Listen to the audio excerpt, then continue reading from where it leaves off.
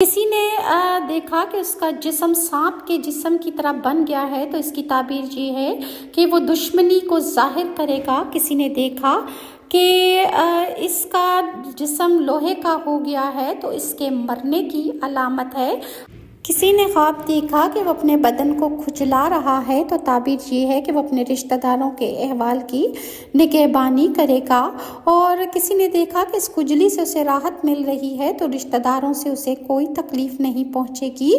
ख्वाब में बदन का बढ़ना, मोटा होना मालो इज्जत की ज्यादती की अलामत है, और बदन का कम होना माली कमज़ोरी की निशानी है। और ख्वाब में अंडों की जगह या अंडों वाले बर्तन देखना औरतों से ताबीर की जाती है। किसी ने देखा कि इसकी मुर्गी ने अंडा दिया, तो ताबीर है कि इसके बच्चे होंगे।